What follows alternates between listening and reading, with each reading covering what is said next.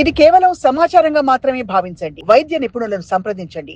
ఒక ఫ్రీడమ్ మగవాడికి ఇవ్వాలి అన్నప్పుడు అదే ఫ్రీడమ్ ఒక స్త్రీకి ఉన్నప్పుడు కొంతలో కొంత అంటే ఆవిడ వెళ్ళి సేమ్ థింగ్ అంటే మగవాళ్లతో రిలేషన్షిప్స్ పెట్టుకోవడం గురించి చెప్పట్లేదు. తన హాబీస్ లేకపోతే తనకు కావాల్సిన జీవితాన్ని ఆ ఉద్యోగాన్ని తను పర్సూ చేసుకున్నప్పుడు పిల్లల కోసం కలిసి ఉన్నారు అంటే కూడా ఒక జస్టిఫికేషన్ ఉంది. కానీ తన్ని బందీలాగా నువ్వు లేకుండా నేను ఉండలేని కట్టిపడేసి ఇతను నేను ఇష్టం వచ్చినట్టు చేసుకుంటాను అనుకోవడంలో అది సబబు లేదు కదా. ఒక సామాజిక న్యాయం కూడా లేదు అందులో. పిల్లలు కూడా మనం నెగిటివ్ తీసుకెళ్తున్నట్టే. కరెక్ట్. కాబట్టి ఇక్కడ ఏంటంటే అదే నేను అంటుంది, అతను మారాడు అంటే వెరీ గుడ్, మారలేదు అనుకుంటే డెసిషన్ తను తీసుకోవాలి. ఎందుకంటే ఇక్కడ మీరు ఇంకోటి కూడా ఆలోచించాలి, మన సమాజంలోకి వెళుతున్న క్రమంలో వాడు తప్పు చేసినా వాడిని అన్నది సమాజం. ఇక్కడ ఈ భార్యనే అంటుంది లేదా ఫ్యామిలీని అంటుంది, మీ అమ్మ ఇలా చేసింది కాబట్టి మీ నాన్న ఇలా అయిపోయాడు అని అంటారు. ఎంత ఫ్రెండ్స్ కానివ్వండి ఎవరైనా సరే.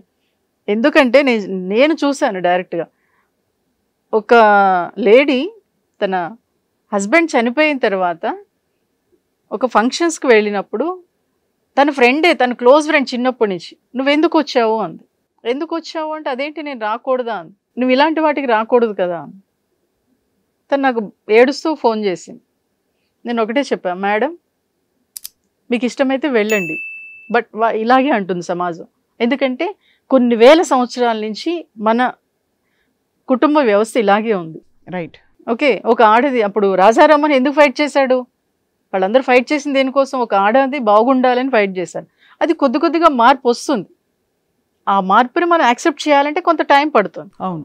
ఇప్పటికే ఒక హస్బెండ్ తను సపోర్ట్ చేయాలంటేనే కాస్త టైం పడుతుంది. ఇంకా సైకాలజీ ప్రకారం 200 years పడుతుందంట.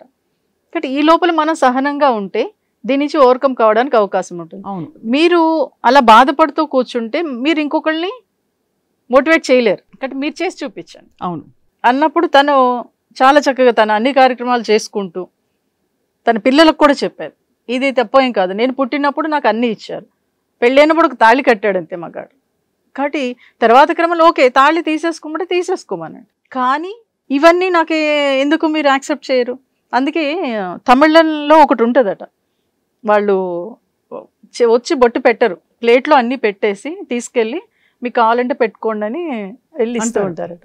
అంటే సో దట్ ఆక్వర్డ్నెస్ లేకుండా. అది అంటే అక్కడ వాళ్ళని అవమానించినట్టు కదా మన వాళ్ళందరూ. అవును. దాన్ని ఎందుకు అలా చేయాలి అనేది నువ్వు ఆలోచించి నువ్వు స్టార్ట్ చేయి. అది అంటే అప్పుడు తను ఏం చేసిందంటే ఇలాగే శ్రావణ మాసం వస్తే అందరినీ పిలిచిందంట, నువ్వెందుకు చేసుకున్నావు అంటే వచ్చారా లేదా అన్న. మేడం వచ్చారు మేడం అంది. అందరూ వచ్చి పసుపు కుంకుమ అన్నీ తీసుకొని వెళ్ళారట. అంటే తను సాధించిన గ్రేటే కదా. తప్పకుండా అది